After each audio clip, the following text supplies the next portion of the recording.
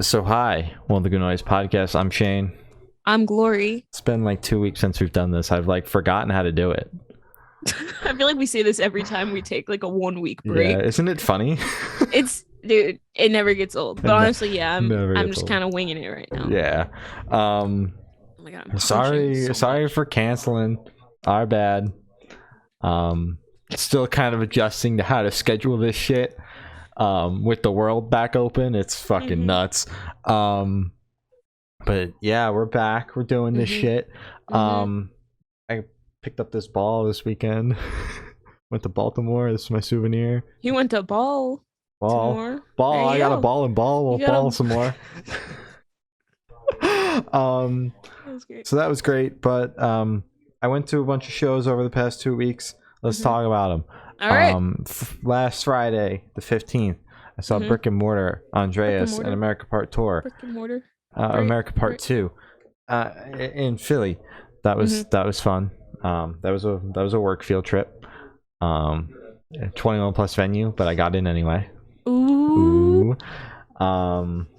So shout out my boss. He was my chaperone for the night. But that was fun. Usually, like when you go to these shows, like you can't get up on the balcony because the balcony is always 21 plus.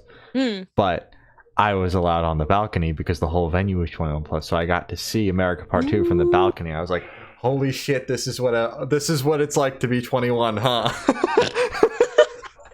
So that was fun.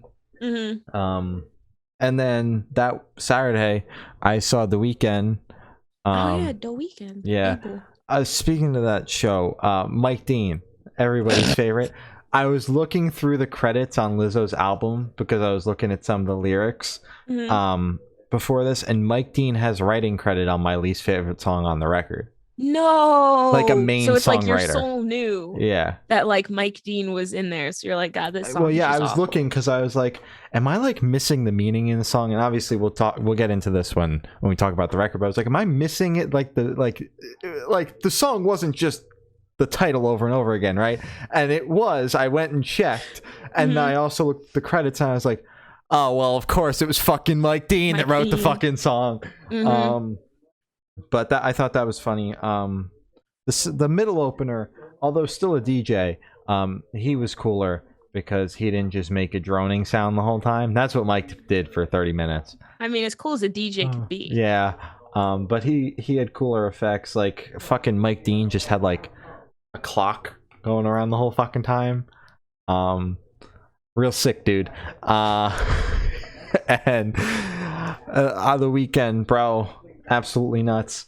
I was all the way up in the top of the venue, and show was still cool from up there, bro. The amount of light pollution that man is doing, bro, it still looks sick. I don't care. Oh my god, Like- this tour is causing irreversible damage. Yeah. Well, he posted a picture of like what the show looks like from the sky, like, and it's just it was just like he's just lighting up the whole fucking sky. Wow. It was like I took a picture. It was like I looked all the way up, and it just the lights just kept going. I'm like, holy shit. Wow. But yeah, his performance was super good. My only problem was like, yes, the set list was almost 30 songs. He did like the 4 songs that he like collabed with people on, but only sang his parts, which is good because some of those songs are really, really bad.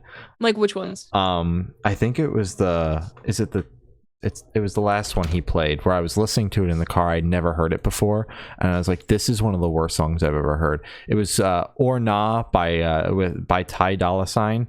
Oh, Ty Dolla $ign. But that song is just fucking horrible. But he only did like half of his verse and then moved on. I was like, thank God. It's like he knew. Yeah, but he only did his verse on those songs, so I'm like, okay, so he just wasted 4 set list spots on that, and then a bunch of songs he only did like the first half of, and I'm like, bro, stop it. Like, play the whole fucking song. Just commit. If you took the features out where you did 30 seconds of each song, you could have fit all those songs in. Come on, Abel. So, my mom was like, well, was it worth the money? I'm like, well, I think so.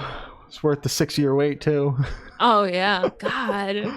Well, I'm glad you finally got to see him. Yeah. You know, that was pretty big for you. Yeah, so I finally saw him. I spent a lot of money on a t-shirt, and it's been 100 degrees outside, so I can't wear it. That's a winter shirt. You got the one that had like New York on it, Yeah. right? Yeah. So I paid $5 extra for the PNG. And how much was it? 55. Who does he think he is? Ouch. That's Curtis Connor level. Well, I want to know who Curtis Connor thinks he is charging $55 for a shirt, bro. Right? It's like, well, 45. Still. Thank you. $100 for a hoodie. Ridiculous. Yeah. And Abel's was like 120, right? No, it was 100 for a hoodie. So he's charging the same amount of money that The Weeknd, the biggest artist in the world right now, is charging. Well, that's typical stadium prices, but like I didn't know that a comedian could get away with charging that much. Like I have an Adam Sandler shirt, but I think it was maybe $30. Adam Sandler. Yeah. I think it was maybe $30, and that was like in an amphitheater. Like you saw him in like a theater, right? It was a theater. Yeah. So, and it's like he isn't even like the biggest comedian ever. Like he's a decent sized YouTuber. He's a YouTuber. Yeah, he's decent sized though. He is, but it's like $45 t-shirt size. I don't know. I really didn't know that we got $45 t-shirts outside of like massive club shows, arena shows, and stadium shows. I didn't know that a comedian could get it. I didn't know comedians had merch at the time. Like the fucking. Well, I mean, I thought you have an Adam Sandler. Well, shirt, the Adam Sandler, he had like 2 shirts, bro. Dude, he had a full well, no, he had like 2 shirts and like a bomber jacket for like $150. A Adam Sandler bomber jacket? I need to see this. Does it have like his face plastered on the back of it? I think it might have been like a spin-off of like from Billy Madison, if I remember correctly. This show was a long time ago. Wasn't yesterday. But so and then on Tuesday, this past Tuesday, I saw Sleeping with Sirens, Don Broco, Point North, and Garzi.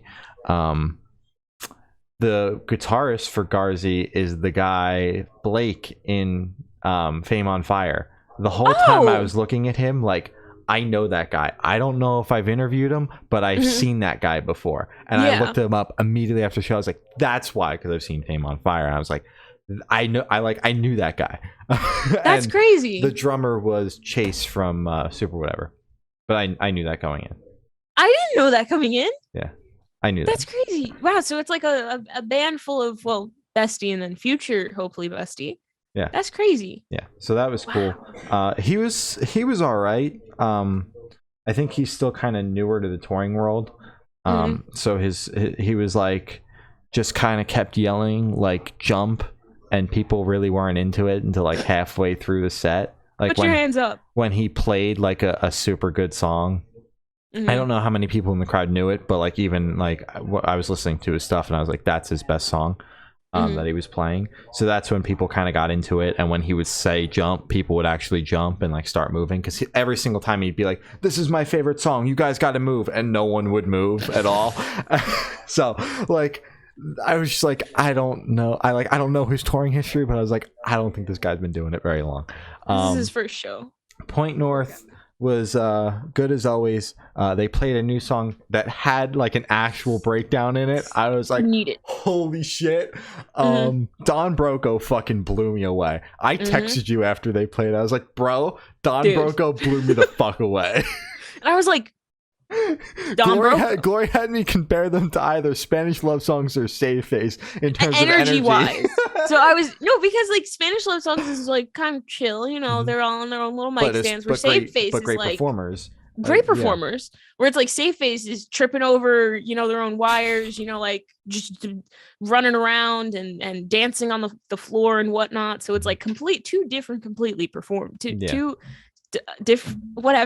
completely different performances. Thank you. But that was I was like, what the fuck? Like I knew their songs were chaotic. I wasn't expecting their live show to like it encapsulated it perfectly. I want to see them live so bad. Yeah, you should. And then Sleeping with Sirens, finally saw them do a full set. Was very happy to finally see them play for the full hour and 15 or however long they went. But they were first couple of shows of tour, they were playing like my favorite song ever by them. Oh, they cut it in Philly. No, they played a song off the 2019 record instead, which I was like, that's fine because I still know it, but like you guys are playing one of my favorite songs, and I was so fucking excited. And I texted my partner. I was like, if they cut this song because they had played a different song in place of it, and I was like, oh, maybe they're adding a song to the set list. Ooh, I was like, if they don't play the song tonight, I'm walking out. And they didn't play the fucking song. I was holding on to hope. I was like, it'll be the second encore. They're gonna do 2 encores. It's not their biggest song, but they're gonna do 2 encores. Yeah. They didn't play it. Sorry, man. Yeah, so that sucked. And then Thursday, I saw Arrows in Action, Jiraiya, and Fox Teeth in one of the hottest venues I've ever been in. They did not have AC. They didn't. Hot as balls in there, and but all the bands were pretty good. That's good. Jiraiya was great. Fox Teeth was great, and I finally saw Arrows in Action. I'm supposed to see them in March and just couldn't go, so it was sick to finally see them all. So yeah, that was my weekend, and coming up I've got fucking Sad Summer, and then The Stolen, and then I finally got my hands on a ticket to see A Day to Remember with the Ghost Inside, Beartooth, and Bad Omens. That's so fucking excited. Crazy lineup. And I was like, because the fucking resale, I didn't think it would sell out, but I think I finally connected the dots. That's one of the shows they have the Ghost Inside on, who rarely tours. So that's probably why the show sold out. I'm like, there's no way A Day to Remember has 5,000 fans in New Jersey that would like, they have 5,000 fans, I'm sure, but that would buy the tickets the day they went on sale. No fucking way. No way.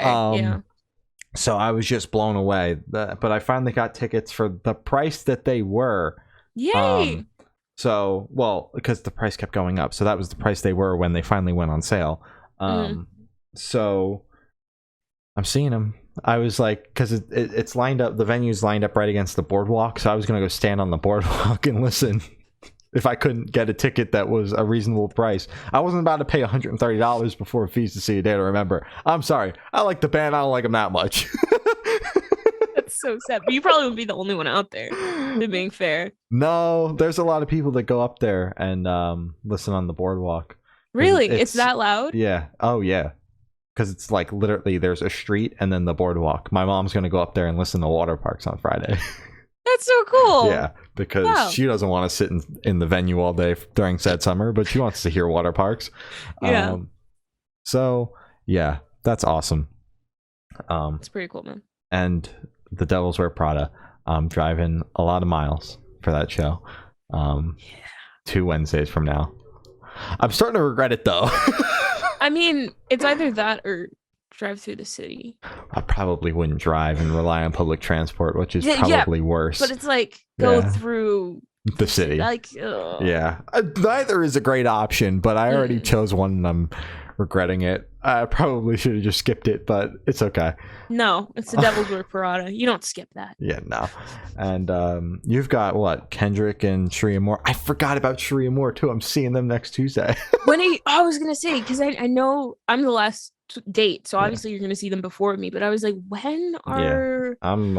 So you're seeing them on the 2nd? Yeah. Wow, you're seeing them the day I see Kendrick Lamar. That's crazy. That's crazy. Oh. I love him so much. Lots of shows coming up. I can't believe I forgot about it because I was literally texting Brendan about it like yesterday. Brandon. Yeah. Sorry, I deal with a lot of Brandons. The E and the A throw me off. Dude, I was just playing. I thought it was just a silly little name. Every single time I see him, I'm like, don't call him Brandon, don't call him Brandon, don't call him Brandon. Because I work with 2 Brandons. Exactly, yeah. And it's like sometimes my autocorrect accidentally corrects it to Brandon. And I'm like, don't do that. And I think I accidentally did it once, but I unsent it before he could see it. And it was awful. I mean, but now he knows if he's listening now. Yeah. Sorry, Brendan. That's awkward. Had a lot of music to talk about, and we do have an interview to do. So let's get a crack on this. Lizzo put out a new album, Special. Okay, I thought this album was pretty okay for the most part, but boy, oh boy, I would argue that I Love You Bitch is one of the worst songs of this year. And if I know you like the record. Okay. Oh, I loved the record. But you can't sit here and tell me that song was any good. No, I mean, I'm not going to be like, no, that's song of the year. What are you talking about? You need to, look in between the lines and blah, blah, because there's Look in nothing between to the look in between. lines. The chorus Exactly. is "I love you, bitch" 10 times. Exactly. But a lot, except for that song, genuinely, like, most of the album had me. And I was like, whoa, this sounds really good. And it's a sound that I don't hear often. Maybe it's because I'm not in the pop world, but I don't know. I feel like Lizzo just does it differently. And it's so good. And it's always so catchy and always so like uplifting. And I just I love Lizzo. This album was so good. I feel like I want to get this on vinyl, but I'm trying not to spend any money. Oh yeah, I I got want it. you. I feel Dude, you. I want it so bad. Like I was debating on getting a save face jumpsuit. It's still in my cart. Am I gonna get it? We'll see. Probably. But I can't spend anything. But yeah, I would argue, like, we always like are like, is this song as bad as Porn Star by Mod Sun? No. Yes. I would say it's up there. Like, now it's not worse than Porn Star. No, but it is up there. Like, you know how we always tier it out where it's Porn Star, Rock Star? I would say number 3 might be I Love You, Bitch. Who did it dethrone? I don't remember who was in the third spot. It was like a really bad song. Yeah, but I heard Emo that. Girl? Well, Emo Girl's fucking awful. Yeah. That's probably that. Would should you be say number it's 1. worse than Emo Girl? No, I don't know. So then it's 4. I don't know. I just don't like the song, and I would say it's up there. It's just like I was listening to it and like fucking with the album, and then this literally smack dab in the middle of the record, this shit comes on, and I'm like, because I saw her doing, like, I saw a clip of an interview with Zane Lowe where she was like, I carefully pick out like the songs that make my record, and like I have a shit ton of songs made that, like, didn't make the cut, whether it was me or the label, and I'm like, that kind of sucks. I was thinking through that, like, while I was listening to the song, and I was like, there were songs that didn't make the album, but this one did.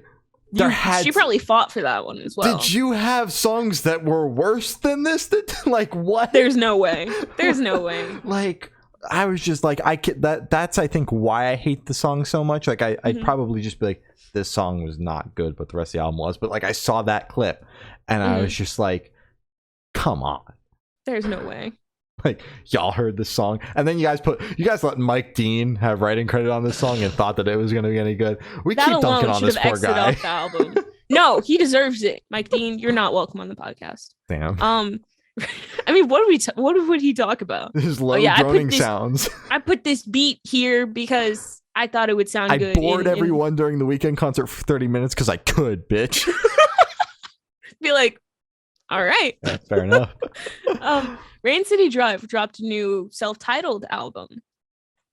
We spoke to Matt about from Rain City Drive. No. Yeah. When we had interviewed him, we hadn't heard the record yet. So he was getting us very excited. I like this record a lot. We spoke to Colin, I believe, about the last record. And while I like that album, I felt like a lot of them, it was like in one ear and out the other. Like, Eye Opener is really the only song that like has really stuck with me, and I still throw it on to this day. But I just kind of felt like a lot of the record, while great, just didn't really connect with me. This album had a lot more staying power with me on its first listen than that album did on multiple listens. Okay. So I really fucking enjoyed this record. That's a big take. Yeah. Wow. Okay. I mean, I enjoyed the record. I think you're right, because I don't really remember the record that we spoke to him about, respectfully. Well, it was also a long time ago. It was 2 years ago. That's fair. Right. But yeah, this album was immaculate, and he didn't hype it up too much. He hyped it up just the perfect amount, because if he was like, "Oh my god, this is gonna be your album of the year, best album ever," and then because then that would have been like, this was okay. Yeah. But it's like he told us what to expect, and it was perfect. It was just funny, like, because usually, like, we've already heard the record, so like we know exactly what they're talking about, and like the whole point is like get the fan excited, but like we're sitting here getting fucking amped for it, and it's like that normally doesn't happen. Like every once in a blue moon, like when someone connects the dots for us, we're like, oh shit, there's no way. but Callous Cowboys. Yeah, but that's not public information. But he did it. He did it. So but usually, like, we just sit there like, yes, we know, we agree, and it's like to get the fan excited. But like when we're getting excited too, like obviously we're excited about when we're talking to them, but it's like not hearing it. Like, don't prefer doing it that way, but it's like it's fun on the occasion to be like, all right, I guess we're gonna go in with the singles and see what happens. See if we can get amped for the album too. Exactly, yeah. And he did it. Yeah. In Case We Crash put out a self-titled album as well. I had no idea they were putting out a record. I mean, I kind of started picking it up after like the third single. I was like, oh, okay, record. I don't think I ever saw an announcement. And I'm sure they announced it, but it just didn't pop up on the timeline. Exactly. I mean, I would have retweeted it. Yeah. But I didn't see it, and then it was just in my release radar, and I was like, oh shoot, it's out. Today's the day. Cool. Yeah. I think I might have saw it on Facebook out of all places, like, oh, dropping an album tomorrow. Or like the album drops tomorrow, and like I was like, oh, and kind of just kept going. It was in the playlist, and I'm like, oh, huh, weird how that's there. I know I saw it yesterday, but weird. But yeah, I thought this album was cool. I enjoyed it. Yeah, this is the kind of like pop punk. I don't know if that's. I feel like people don't like the term pop punk anymore, but you know, Austin Knight us on that. They block us. But yeah, this is the kind of pop punk that I truly vibe with. It was very good. Beach Bunny dropped a new album, Emotional Creature. Let's go Beach Bunny. My brother loved this album, so Lily, I have to say, come back on the podcast. Please. We spoke to Lily back in 2020. You can go watch that if you'd like. It was a lot of fun. Yes, short but a lot of fun. Oh my god, really? I thought it was like 30 minutes. It's 11 minutes. 11? Yeah. Wow, she made a really good impression on us in 11 minutes. Maybe it was 16, I don't know, but it was on the shorter side. It was definitely not 30 minutes. 16 sounds about right, I think. But yeah, I like this album a lot. It's crazy how fucking big they've gotten. I say it every single time we talk about them. Crazy how big they've gotten. Yeah. But, I mean, they're on Panic's tour. Well, they were. I don't know if they are anymore because they still are. Yeah. Panic recently promoted it. And they were still on there. And Beach Bunny was on certain dates, not the entire tour anymore. So it looks like they kind of like cut it in half, it seems. No, they were always announced as like half the tour because if they were on the whole tour, I probably would have been more like, oh shit, I gotta get tickets like when they went on sale. But it was always like on select dates. So I'm like, well, I'll probably wind up there. But like, we'll figure it out. Like, we'll get there when we get there. We got a lot going on in September. Like, we'll figure it out. But yeah, I like this album a lot. Slightly different vibe than the EP though, because I was really digging what they were doing with that EP. Oh yeah. But this kind of went back to like that sound that they had on the last record, last full length. So, but I enjoyed it. So. I agree. It was very good. So true. Fame on Fire put out a new album, Welcome to the Chaos. Okay, can I start with this one? Yeah, sure. Okay, so this came on after Beach Bunny, and I was like, oh, you know, Beach Bunny, that was great, that was awesome. I think it came out after Beach Bunny, I don't know. Immediately caught my ear with that intro because I was like, hold up, this sounds like, you know, Ice Nine Kills. This sounds like something they would do. This sounds a little funky, groovy. And then it immediately transitioned from the opener to Spencer's track, and I was like, "There's no way." This album it was crazy. It was so good, and I was like, "Okay, this looks like it's gonna wind up in like my top 3, top 5. I'll give it top 5 for right now for like albums so far." But oh my god, it's crazy. Yeah, crazy. I enjoyed this album a lot. There was one song that stuck out to me, but I cannot remember the name of it. I sifted through the track list because like I can play it kind of in my head, but I guess like whatever I'm playing doesn't line up with like whatever like the song title. The song name? Yeah. So that sucks. But there was one song that really stuck out to me. I enjoyed the album a lot. I liked their last record, but it was a little bit like not so metalcore and a little bit more like electronic focused. Ooh. Respectfully. So I like that record, but this one, I'm digging it a lot more. Yeah. I want to see this live so bad. Have they dropped a tour? I don't think they have. They're touring with One OK Rock. I want a solo tour. Yeah. Well, they're touring with One OK Rock and You Me at 6. and that's in the fall, I believe. And they just finished up a run with Starset. Wow. Why did I think they were like tiny? They have almost 60,000 followers. I thought they were like tiny. They are not tiny. Wow. Okay, great. Congratulations. Cheem dropped a new album, Guilty Pleasure. Let's go, Cheem. Let's go. To Cheem. We did. It's crazy how long they've been sitting on the record. I think we spoke about it in the interview because when we had interviewed them back in 2020, they're like, oh, hey, we've got this record. We've sent it to a bunch of people already, but we'll send it to you guys too. And then they sent, because obviously we interviewed them again, they sent us the stream, and I went back up in our DMs. I was like, that's the exact same link they sent us 2 years ago. And I'm like, holy shit. And nothing had changed. And I'm like, holy shit. Like, how, like, I think we might have gotten into it a little bit in the interview, but it's just like, it blows me away how long they sat on the record for. The record's great. I fucking love Cheem. So the album was great. I very much enjoyed it. But holy cow, how long can you sit on a record for? Right. I wish they dropped it earlier, so then we would be talking about our second Cheem full length in the time of being a podcast. But yeah, it banged. I love their sound. It always catches my ear. It's just so good. I mean, I still go back to Smooth Brain, even though like it's not on the record, but it's just so their sound is just immaculate. I love them, and this album rocked.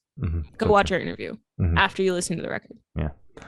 Pool Kids also dropped a self-titled record. There was a lot of self-titles over the past 2 weeks. We spoke to the band. That'll be out this week. Very exciting. This album, bro, I liked Pool Kids like before this album rolled out and everything, and I really wasn't following along with the singles. So when I heard the record for the first time, I was like, oh, holy shit. There's no way. Yeah, I'm like, because I had heard the songs live and I was like, these are really good songs. But like, I sat here blown away. Like, this album like had me feeling things and shit. Like, that normally don't fucking happen. Like, I'm not sitting here like, ow, that one fucking hurt. Like, people usually I make it known when a song is like, ow. Yeah. Just holy shit. This just blew me away. Front to back. Very rare that like an album like provokes an emotion in me like on the first listen, and this one did. That's good. And I had mentioned in the interview because I had listened to it once, and then we did the interview, and I was just like, bro, what the hell? Are you okay? Yeah. But yeah, this album was immaculate. It was very good. It personally did not invoke any emotions in me, but well, you're missing the whole point then. Go listen to it again. Okay, fine. But yeah, it bangs. I enjoyed it. It takes like moths in a lampshade to like get something out of me. But yeah, this was amazing. Go watch our interview when it comes out this week. It was a lot of fun. Yeah. Again, when I first listened to this, I was like, yo, I didn't know Pool Kids was doing it like this. I mean, I'm pretty sure I've listened to like a couple of songs. I've never seen them live. I've always kind of heard of them and been like, oh yeah, Pool Kids, I recognize that. After getting to the advance, I was like, oh my god, why have I not been listening to them this entire time? This is my vibe. Yeah. So consider me a Pool Kids stan. Ayo, Pool Kids stan Twitter. Good Noise Podcast. Yeah. That's perfect. Palisades dropped a new album, Reaching Hypercritical. This album, I liked it. I was kind of hesitant with how the first couple of tracks were like at the beginning. But the further it went on, the heavier it got. And Sick of the Attitude, bro, that song fucking bangs. Yeah. So I overall enjoyed the record. I was sitting here like a little hesitant as it was getting going because I was like, this is a little bit more like a hard rock sound. And then I got just like, it got heavier as the album went on, and then Sick of the Attitude came in, and there's breakdowns and shit, and I'm like, holy hell. So I like the record. I did also enjoy the record, and I actually prefer it when bands do that, where they kind of ease you into the sound instead of But then again, I'm I here to also get like kicked in the teeth, bro. exactly that. Then again, I like when bands start with like the heaviest track, and it's like, oh my god. Mhm. So I don't know. Somebody find the middle ground in that. But this was really good. I did enjoy the middle it. ground was Motionless in White. Start every album off with a blah. I listened to that album the other day. Werewolf. I need that in my veins. Anyways, they just tweeted today that Red, White, and Boom is the only song that hasn't gotten 1 million streams yet. That one's so good. That's one of the best songs. That is arguably the best song on the record that's a non-single, because Slaughterhouse takes the cake on that one. Okay, fine. So whatever the Motionless stands are doing, I haven't been doing my part. I don't have the time to listen to all this new music and Motionless and White's new album. So the Motionless and White stands got to pick that up, bro. Exactly. Play it in your sleep. Yeah. Put it in playlists. Put it on the radio. Yep. You know. Yeah. Let's stream it. Rico Nasty put out a new album. Las Ruinas. I think I butchered that, but it was close enough. I enjoyed this record. Although I have an extreme dislike for the remix on the record of Jungle. Not a fan. Not a fan? No. For why? The fact that it's on the record, kind of like in the middle of it, or just that you just don't like the remix? I didn't like the remix, and I think that slapping a remix in the middle of the record is an interesting choice, especially when there was no non-remix version of Jungle on the album. So, I mean, maybe she didn't like the original version. Then she shouldn't have put the remix Jungle on, because the remix wasn't very good. It's kind of out of context. I actually liked the remix, but anyways. Continue. Yeah, I was like slapped out at the end so I can skip that shit. But when we talked about the Brent Faiyaz album, he had a shit ton of skits on there. So when I saw a skit in the track list for this, I'm like, first of all, what's up with everybody and their mother doing skits? And second of all, are these gonna suck like his did? I didn't like it, but this one was it fit better into the record, because like it still had like a beat behind it and stuff, and didn't just like stop and turn into like talking for 5 minutes. So it didn't just turn into a podcast, which was awesome. So I was like hesitant when I saw that on the track list, but was glad that it was like more of like a reprise, not so much a skit. Is kind of what I got from it. So I thought that was cool, but I enjoyed the record for the most part. For sure. I also really enjoyed the record. I felt I loved it, right? I was a little disappointed because it wasn't, maybe I'm not like as familiar as I think I am with the genre of punk, but I don't know. Hearing black punk and like thinking that that's what the entire record was going to sound like, a punk record, I was like, oh yeah, we're going to get a Rico Nasty punk album. And then it's like black punk was like the only punk song on punk song. Yeah. I was like, that was cool, but I thought we were getting a whole record of this. Or just a little bit more, like blend the genre that you're comfortable with, that you're known for, and then also like you didn't. I thought the album was called Black Punk, even though I literally just said the album title. I was gonna be like, you literally called the album Black Punk. Black but Punk, it's like that was one of the singles off the record, so it was like. It's kind of like when a metalcore band that's turning into a hard rock band drops the heavy single as the lead single, and then it just gets progressively worse from there. That's kind of what it was like listening to the record. Yeah, that exactly. It's just, but again, good record, just kind of not what I wanted. Yeah. Fair enough. Boo. Yours truly dropped new EP. Is this what I look like? We spoke to Michaela.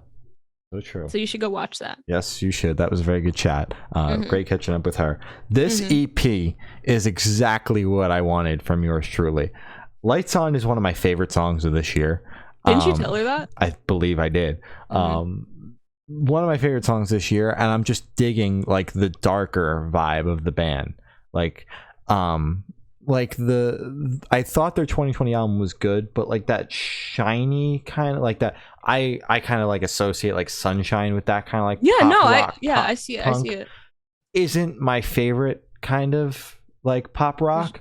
Yeah, like I prefer the darker stuff, and this is like they gave me exactly that. They made a record just for you, man. They actually had me fly to Australia, and I sat in the studio with them and told them exactly what the record should sound like, and they listened to me and they made this. But I'm digging this album or EP super fucking hard. I completely agree. I mean, I liked the last record they put out. Yeah. But this one is definitely darker, and I don't know. I don't think I have a preference. I don't think I probably do. I just don't think of it. I'm just like, oh, good, or this one was bad, but this was good. Yeah. I enjoyed it a lot. I like anything Yours Truly does. They have a good ear for their music, so it's not like there's ever like a skip or a lull in any of their records. So it's always just a good listen. Yeah, and I'm shocked that they're going on tour with I Prevail, because that's a super weird lineup, because you've got I Prevail, Pierce the Veil, Fit for a King, three heavy ass bands, and then you've got Stand Atlantic is doing the second leg, but that makes more sense in my head because that new album, they just keep getting progressively heavier with every record they're doing. Yeah. Yours Truly is still like, that doesn't make sense to me. Like, I'm stoked, and I'm stoked to hopefully see them on this run. I wish. But it's just like, I saw that and I'm like, I mean, Yours Truly and Stand Atlantic don't really, both of them confuse me. But like, rationalizing in my head, Stand Atlantic, I was like, okay.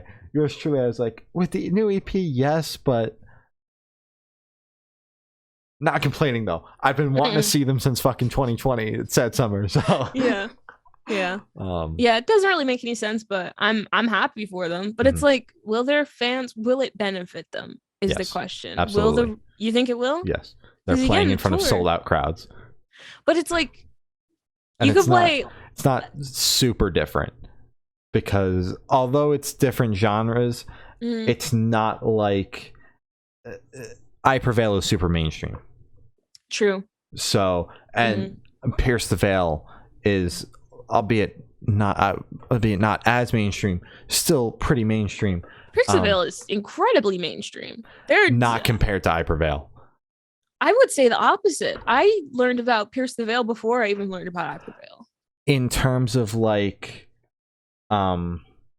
yes, because they're super big in the scene, but like, I would say I Prevail has had just a larger reach in the grand scheme of things, because it's like that octane metalcore that like everybody loves. So, and Pierce the Veil also hasn't put an album out in like 17 fucking years. So I know, but they have commercial success definitely right now. Let's put out the album, boys.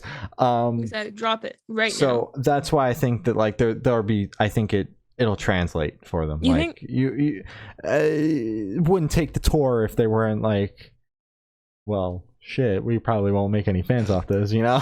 Like, yeah, true. It costs a lot to get over here. I mean, look at Mike Dean though. Hey, Mike Dean losing fans every night though. fucking guy goes out. Dropped. Fucking guy. He should be opening for I Prevail, so everybody leaves the venue and I'm the only one standing there in New Jersey. You get barricade. God, I hate you, Mike Dean. Shallow Pools put out a new EP, Daydreaming. Shit was pretty sick, bruh. We spoke to Shallow Pools. It comes out this week. Always a blast chatting with them. They dropped another smacker of an EP, and I'm glad they didn't do what they did last time, which was put every single song out. We saved a couple of songs this time, and I'm here for it. Yes. This EP banged. I actually got it like 2 months before Shane. Ha ha ha. What if you went and played in traffic right now? Huh? I got it as I was waiting for Einstein Kills to open up the doors to the venue. And my phone died because I was listening to the EP. That's what you deserve. And so I wasn't able to record the entire show, but I would say it was a pretty good trade. But yeah, this EP was very good. I listened to it through my phone speakers, and then I listened to it through my actual headphones, and it was great both ways. So Great job, guys. Great EP. Loved it. Are we surprised? What am I, chop liver guys? I'm Because kidding. you asked for them to hand it over, right? Well, yeah, because I was telling them about the interview, but like you were like, I got the Shallow Pools EP. Do you want me to send it to you? And I'm like, I'm not gonna listen to it. Like, if they had sent it 2 months early, I still would have been like, okay, well, we're gonna have to wait until we set up an interview. That's just how my listening habits are. So yeah, I'm just joking around. But the EP was good. I'm fine. I'm glad I got to hear it 2 months later. Yeah. Ha ha ha. Grr! The Villa dropped new EP, Save Yourself. Savior and then self. That's good. I like that. I didn't even get it until I said it out loud. I didn't get it until I read the title for the 17th time. I enjoed this EP. Oh my god, we have 20 minutes. Sorry. I enjoyed the EP. We'll speed run the singles. It's okay. Okay. I saw this band open for Scary Kids Scaring Kids. Really? Back in September of last year. And that show was really weird because like the doors got pushed back super late, so they played to pretty much no one because there was only a small line outside. Mm-hmm. So I saw them play to like I was walking up the stairs to the venue and they were already playing. Mm-hmm. That's how few people they played to, and I was like, this band's pretty good, but they didn't really have anything out at the time, so I didn't like really check them out outside of that. But I was like, oh, this band's cool, and kind of kept it in the back of my mind. So when I saw the EP announcement, I was like, oh shit, gonna go check this stuff out. It's pretty banging. I enjoyed it. Yeah. When I saw them on the playlist, I was like, I have no clue who Corey's this band like, is. What the fuck is Shane doing? Where did you find what? Why? What? It's already a 9-hour playlist. It's already a 9-hour playlist. But not time for your experimentation, Shane. It's not time for, hey, let's test this band out. But you've already seen them, so that's cool. Yeah. I love this EP. It was great. I actually really enjoyed it, and I was gonna say I wish there was more, but I think they actually like got it down. There was no filler. It was genuinely just an enjoyable experience. I think if they added more songs, I would have been like, this was too long, and they should have trimmed the fat. Yeah, they put 5 slappers on here. Exactly, five bangers, man. Yeah. But thumbs up. Good. Billie Eilish is really leaning into this slow shit with her double single guitar songs. I thought that record was going to be a phase because I saw a lot of people. Not a phase. I saw, obviously there were a lot of people that liked it, but I saw a lot of people that didn't like it. So I was like, she's not gonna do that again. Yeah, she's not gonna do that again. And then she dropped this because I saw guitar songs. I saw the cover art, but I also saw the title of the double, and I was like, this could go 2 ways. She could do exactly what she just did, or she could do something else. And she did more of the same. So I didn't like it.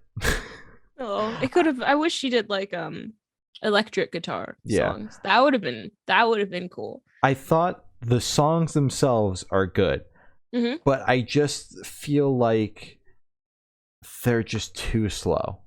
Really? Like they're slow songs, and then there's too slow, and especially like you can get away with it when it's like in an album if the other songs around it the tempo is a little bit higher, but like these songs just like fucking, they felt like they would never end. And that's kind of how I felt listening to the record, because it was just the same BPM the whole time. And she's also an arena act, and like I just don't see that album and also these songs in an arena. Harry Styles is a little bit more pop than this. Well, maybe his new stuff. The backside of that new album, I hope he never plays live ever, except for Harry's house shows. But I just don't see these in an arena.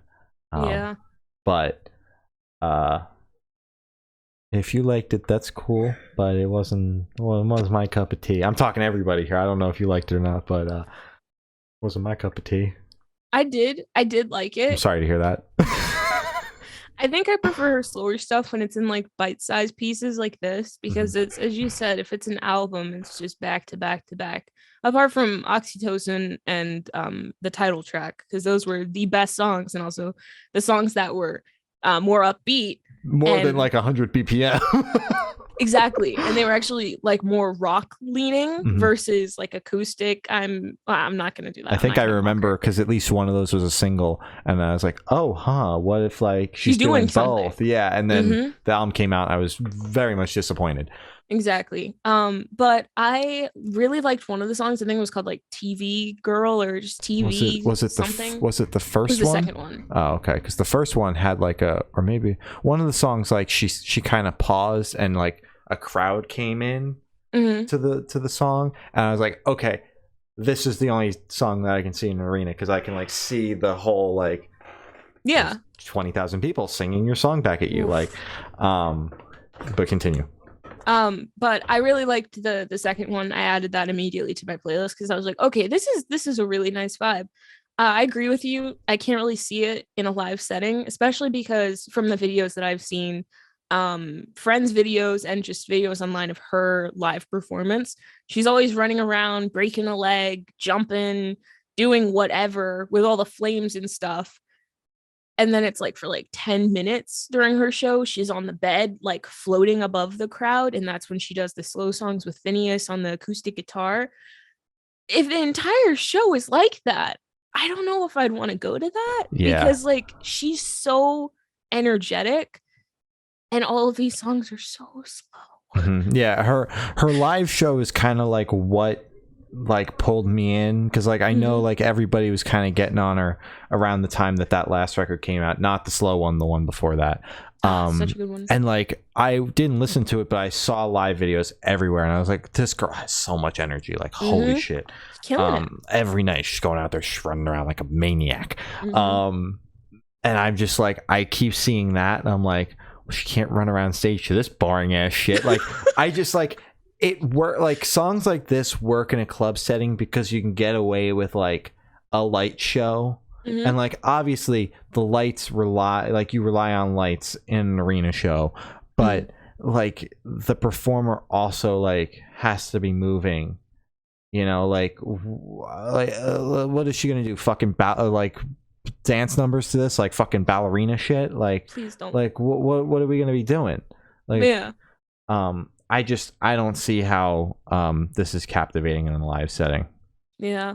And again, I brought him up earlier, but it's like that's how I feel about Harry's new album, because I've seen videos of him performing it. Actually, no, I haven't. I've seen literally every other song that he's released from like his past records. I've seen videos of that. Never seen his newer songs live, like videos of it on like TikTok. And I've seen at least 100 Harry Styles performance videos from his UK tour. Haven't seen anything of Harry's house. So I'm like, does everybody just turn off their phones because they're like, this is so boring? He's just standing there. Yeah. Why is everybody doing slow stuff now? I don't know. Guys, we need to get our energy out. We've been stuck in the house for 2 years. We've been stuck in Harry's house for 2 years. Let's go. So we're heading into the singles now. We're just gonna say, did we like it or dislike it? Because we've got 10 minutes before our interview. Oh, Cave Town dropped a new single, Grocery Store. I loved this. I love Cave Town. It was all right. 5 Seconds of Summer dropped a new single, Blender. I like this. This is my favorite 5 Seconds of Summer single, and I'm very excited for the record because of this. Young Culture dropped a new single, Tattoo. Smacker. I believe this was the new song that they were teasing when they dropped their set list. If so, I'm very excited to hear this live, and I love Young Culture, and this banged. Yes. Loyalty to Me put out a new single, Reactor. Fucking slaps. Drop an album already, please. This really banged. Yeah. Palais Royale dropped a new singer, Fever Dream. This is probably their best thing that they've dropped in a while. Yeah, it was all right. I really enjoyed this. Actually pretty all right. Her Head's on Fire dropped a new single, Rising Tide. We just spoke to them. You can go watch it. This single was pretty good. Album drops Friday, I believe. Oh, wow. Yeah, this was very good. Watch our interview. Beartooth dropped a new single, Riptide. Bro, take off the bandana. But this was very good. He always wears that bandana, dude. He kept the bandana on and took his shirt off this time. I'm not mad at it. But this was very good. I got to pause for 2 seconds. I'm still confused about the song because it's like very much more like they're definitely like more of a hard rock band than a metalcore band. They're like a hard rock band with breakdowns, which is fine because they bang and they do it well, and he writes great songs, Caleb. But this song is just like, I know like it's the first song he wrote after he got sober from alcohol, so it's like it's more upbeat and like you can definitely tell in the lyrics, but it's just like I'm still like, I know like the dark Beartooth, like the grimy, like let's beat let's beat it down. So like I'm still getting used to it, but I'm stoked like on the new stuff. And I'm stoked to see them in a tiny room next month. No Love for the Middle Child put out a new single, My Friends. I like this. Bonnie was on it. What? You didn't hear her? She was in there. I mean, I heard her, but I didn't know that it was Bonnie. Yeah, Bonnie was in there. Good job, Bonnie. This banged. Architects dropped a new single, Tear Gas. I love Architects. This was good. Yes, this smacked. I Prevail put out a new single, Bad Things.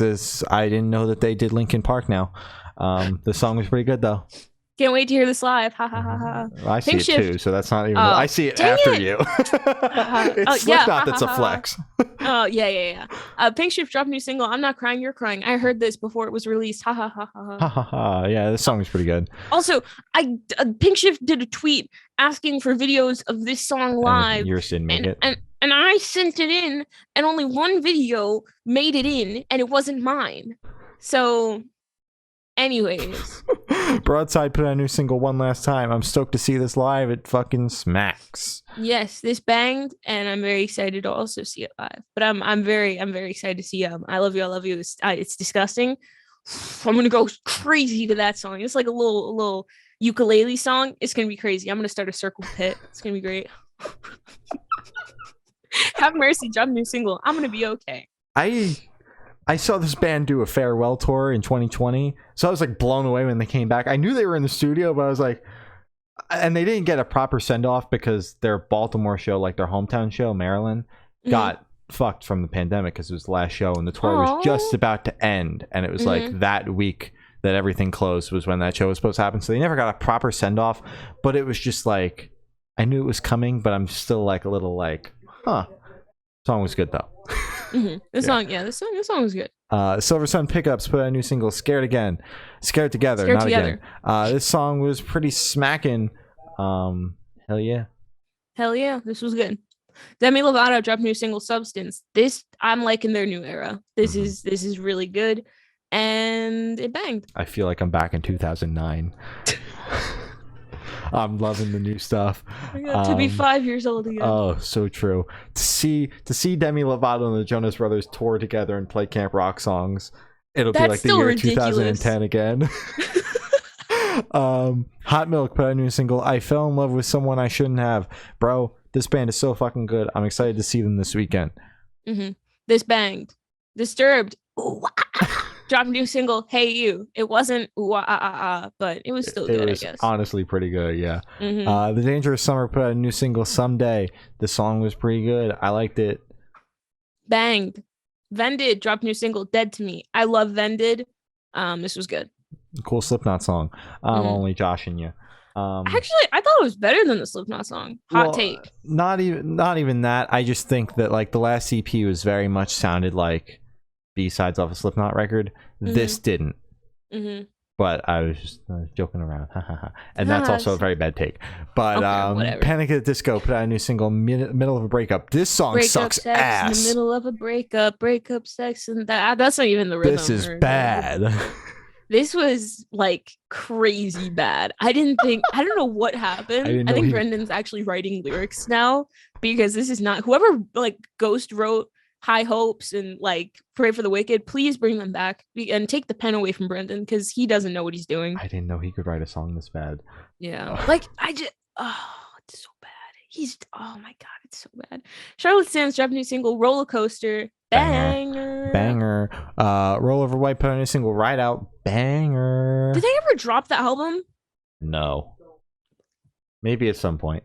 Guys, this was good. Drop the album. Christ. Oh, Pale Waves dropped a new single, The Hard Way. This was slow, but it was good. Picked up though. I'm excited for the album. The song was all right. Slipknot put out a new single, The Dying Song, Time to Sing. I am so excited for the new record. This song smacks.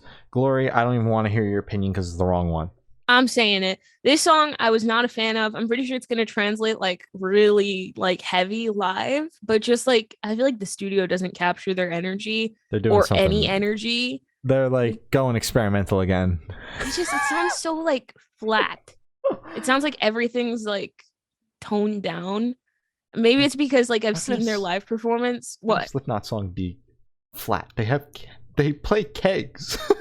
You could play all the kegs you want, but if you're making it sound that bad, like, oh my god, dude. I know it's gonna translate like super heavy live and be like really good live, but it's just like studio stuff. I feel like doesn't do them justice. At least with this new era. I almost said Twist. That's the wrong band. But you know they have like one of the songs that I like. I don't know which one, but I know it's out there somewhere. Stick to Your Guns dropped a new single. Open Up My Head. This banged. We may or may not have heard the record. We may or may not have spoken to them. This may or may not be the weird song on the album. The album comes out Friday. You'll find out then. But this song bangs. Silent Planet put out a new single, Signal. This song was fucking smacking. I like Silent Planet. This banged. Sir.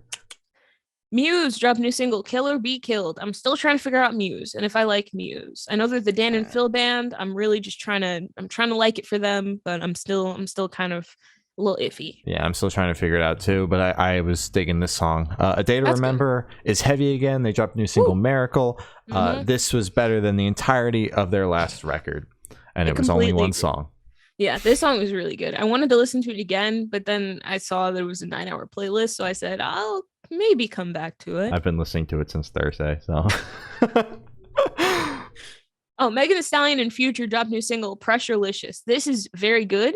And as soon as I saw Feature was on, I was like, okay, this is probably gonna be one of her better singles of this year. And it was. It reminded me of Fergalicious. Yeah. You know that song? Yeah, it reminded me of that. Yeah. I thought it was really good. Yeah, the song's pretty good. Yumi at 6 dropped a new single, Deep Cuts. I liked this song more than the entirety of their last record. I did not like that last album very much, but I like this song. What about you? I thought it was good. I was about to sit back because we have 3 minutes. Yeah. Well, that's all we got for you today. Sorry we ran the singles. We spoke a lot about the records. You can follow us on Twitter, good_noise_cast. You can follow us on Instagram, it's Good Noise Podcast. Facebook is Good Noise Pod. YouTube, Good Noise Podcast. All the audio streaming platforms ever, Good Noise Podcast. Bandcamp is goodnoiserecords.bandcamp.com. Patreon is patreon.com/Good Noise Podcast. Glory's got your Patreon supporters, your Twitch subs, and your important plugs. We're going to sign off. We got an interview to do. Thank you to our Patreon supporters, my brother, my uncle, Matt from Pulses, Jeremy, Brady, Zari, and Eric, and our Twitch subs, Coaster Lover, Buzz Lightskin, Matt, again from Pulses, me, Sam, Who's Blitz, _, Zari, Mattsagram, and Amanda Games. Thank you guys. You guys rock. It's a lot of people. The important plugs, Black Lives Matter. Stop Asian hate. Be a decent person. Please get your vaccine. And if you're sick, don't come to work. Thank you. That sounds like a personal issue for you now. Yeah, 2 personal issues, dude. Two of my coworkers were like, I'm sick today, hacking up a lung. And I'm like, dude, what are you doing Stay home, bro. I'm like, call out. There's no shame in calling out. Yeah. Anyways, all right. Yeah. Well, that is all we have. I have been Shane. I have been Glory. And we'll see you next week. Bye. Bye.